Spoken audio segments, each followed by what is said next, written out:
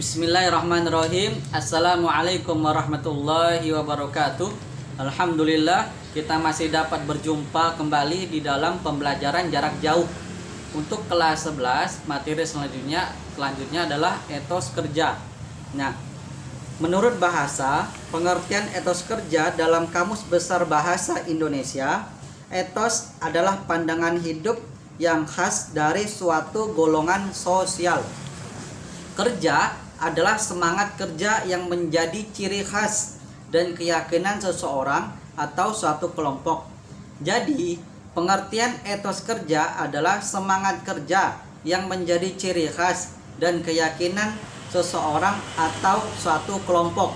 Nah, etos kerja Muslim adalah cara pandang yang diyakini seseorang Muslim bahwa bekerja tidak hanya bertujuan untuk memuliakan diri, tetapi juga sebagai suatu manifestasi dari amal soleh dan mempunyai nilai ibadah yang luhur di sisi Allah.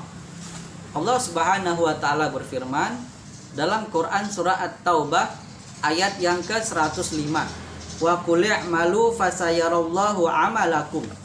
Katakanlah, bekerjalah kamu, maka Allah akan melihat pekerjaanmu. Nah, jadi mengapa umat Islam dianjurkan untuk bekerja, bahkan diharuskan bekerja keras? Ya, kenapa? Karena ketika kita bekerja, apalagi itu kerjanya halal, tidak melanggar syariat Islam, maka pekerjaan itu akan mengundang keberkahan untuk kita. Nah, yang tadi di awal saya sebutkan, bekerjanya seorang muslim bukan hanya sebagai memuliakan diri, tapi sebagai manifestasi untuk amal soleh. Nah, kenapa demikian? Karena ketika kita memulai pekerjaan, kita niatkan hasilnya untuk ibadah, yaitu untuk sedekah, untuk zakat, atau yang sudah berkeluarga untuk menafkahi keluarga. Insya Allah setiap rupiah yang akan kita dapat, insya Allah bernilai ibadah, bernilai keberkahan. Nah, itu jadi amal soleh. Nah, apapun pekerjaannya. Lalu, kenapa umat Islam ini diwajibkan untuk bekerja? Karena umat Islam ini disuruh ikhtiar. Betul sih, rezeki memang sudah diatur. Tetapi kita harus ada ikhtiar untuk menjemput rezeki itu. Ya, begitu dia. Lalu umat Islam ini tidak boleh menjadi orang yang malas. Ya, seperti ada sebagian orang yang hidupnya itu hanya mengemis atau meminta-minta. Ya, Islam itu tidak senang dengan orang-orang yang seperti itu.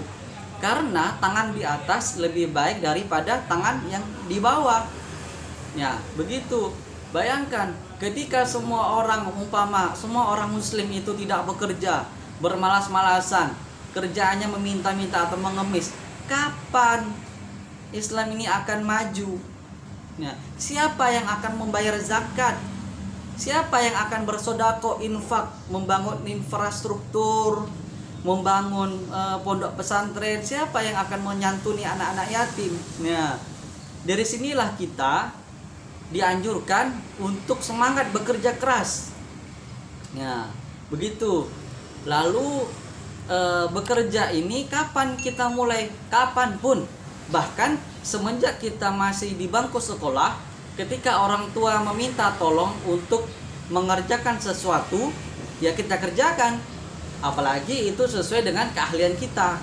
Nah, bekerja juga tidak boleh asal bekerja. Ya, jadi bekerja itu sesuai dengan bidang, sesuai dengan keahlian. Jadi kalau bukan ahlinya dalam bidang itu, kita jangan asal-asalan mengambil pekerjaannya. Lalu bekerja ini kita jangan gengsi, apalagi memandang sebelah mata pekerjaan orang lain. Umpama ada pekerjaan menyapu jalanan, ya kita jangan menganggap remeh. Kenapa? Karena pekerjaan itu hanya menyapu jalanan, tapi dampaknya itu besar. Manfaat yang akan dirasakan oleh pengguna jalan itu banyak. Kenapa? Karena mereka menyingkirkan pasir-pasir yang ada di jalanan. Kan aman jadi. Pengguna jalan jadi terbebas, insya Allah tidak akan kepleset. Nah, tidak ada debu juga berterbangan. Tuh. Jadi kesimpulannya adalah bukan apa pekerjaanmu, tapi seberapa besar manfaat yang akan ditimbulkan dari pekerjaanmu. Begitu. Banyak orang-orang bekerja di kantor-kantor, memakai jas, berdasi, berpakaian harum, berruangannya AC, tapi korupsi. Percuma. Itu nggak ada manfaatnya bagi orang banyak, justru menyengsarakan. Ingat bahwa korupsi itu bukan rezeki, tapi itu maling. Ya. Jadi kita itu sebagai muslim bekerja sungguh-sungguh, bekerja yang halal, bekerja yang tidak merugikan orang lain, atau bekerja yang mengundang banyak manfaat. Nah, ketika semuanya itu dilakukan, insya Allah semua pekerjaan yang tadi disebutkan insya Allah akan bernilai ibadah di mata Allah Subhanahu wa ta'ala. Nah, demikianlah materi singkat yang dapat kami sampaikan. Kami akhiri, wallahu wal muwaffiq ila aqwamit thoriq. Assalamualaikum warahmatullahi wabarakatuh.